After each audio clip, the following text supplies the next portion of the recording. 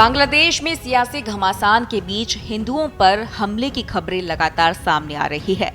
बांग्लादेश में हुई सियासी उथल-पुथल का असर उसके पड़ोसी देशों में देखने को मिल रहा है। खासकर भारत में इसका असर देखने को मिल रहा है। पिछले कुछ दिनों में सीमाओं पर आतंकी गतिविधियां बढ़ गई है। जानकारी के अनुसार घटनाक्रम के बाद आतंकवादी संगठनों की सक्रियता का खतरा भी बढ़ गया है। ऐसा इसलिए है क्योंकि भले ही कहा जा रहा हो कि बांग्लादेश में शेख हसीना सरकार के खिलाफ छात्रों ने माहौल बनाया हो, लेकिन तमाम खुफिया रिपोर्ट से पता चलता है कि इस हिंसा के पीछे सक्रिय आतंकवादी संगठनों का हाथ था, जिनकी साजिश बांग्लादेशी हिंदुओं के खिलाफ भी थी। जानकारी के अनुसार पाकिस्तान स्थित लश्कर-ए-तैयबा ने कथित तौर पर भारत के पूर्वोत्तर राज्यों में आतंकवादी हमलों को अंजाम देने के लिए बांग्लादेश की असनारुल्लाह बांग्ला टीम के साथ साझेदारी की है। खुफिया जानकारी से पता चलता है कि पाकिस्तान की इंटर सर्विसेज इंटेलिजेंस (ISI) ने बांग्लादेश में हुए इस बदलाव में बड़ी भूमिका निभाई है। इसमें जमात-ए-इस्लामी और ABT सहित अन्य आतंकवादी समूहों का समर्थन था। रिपोर्ट से पता चलता है कि ABT और LET के बीच 2022 में एक सहमति बनी थी, जिसका मकसद भारत में आतंकी हमला करना था।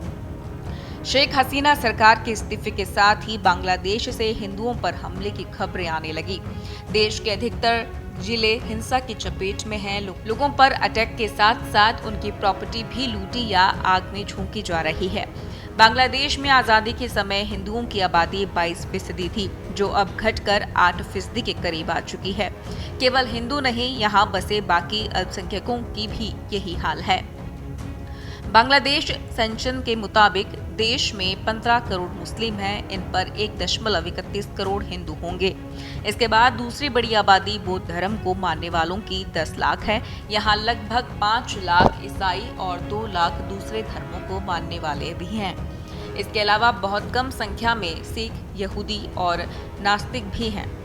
ये उन चुनिंदा मुस्लिम देशों में है जहां एक से दूसरे धर्म में जाने की इजाजत है। यहां तक कि मुस्लिम भी दूसरा धर्म अपना सकते हैं। संविधान के आर्टिकल 41 में इसकी छूट है। हालांकि ये छूट केवल लिखा पढ़ी तक सीमित रही। ज्यादातर धर्म परिवर्तन नॉन मुस्लिम के मुस्लिम में ही होता रहा। हार्वर्ड इंटरनेशनल रिव्यू के अनुसार आजादी से पहले भारत के पूर्वी बंगाल में हिंदू आबादी 30% थी, जो पाकिस्तान का हिस्सा होने के बाद घटकर 22% रह गई। लेकिन ये प्रतिशत भी पाकिस्तान से बंटकर बांग्लादेश होने के दौरान तेजी से गिरा। हिंदुओं पर पाकिस्तान और बांग्लादेश के कट्टरपंथी मुस्लिमों की दोहरी मार गिरी। नरसंहार के अलावा भारी संख्या में धर्म परिवर्तन भी कराया गया। बांग्लादेश बनने के 3 ही सालों के भीतर आबादी लगभग 13.5 रह गई। हिंदू अमेरिकन फाउंडेशन ने एक रिपोर्ट में बताया है कि साल 1964 से लेकर 2013 के बीच 11.3 मिलियन हिंदू बांग्लादेश छोड़कर भारत समेत अलग अलग देशों में भाग गए। इसके अलावा हर साल भी लगभग 2.25 लाख हिंदू देश छोड़ रहे हैं। ये तो हुई हिंदुओं की बात, लेकिन बांग्ला भाषी इस देश में कई और अल्पसंख्यक समुदाय भी रहे। हालांकि उनका जिक्र कम ही दिखता है। तो क्या वे हिंदुओं की तुलना में सुरक्षित हैं? बौद्ध इस देश में तीसरा सबसे बड़ा अल्पसंख्यक समुदाय है। माना जाता है कि बुद्ध के काल में ईस्ट बंगाल के चटगांव में काफी सारे हिंदुओं ने बौद्ध धर्म अपनाया था।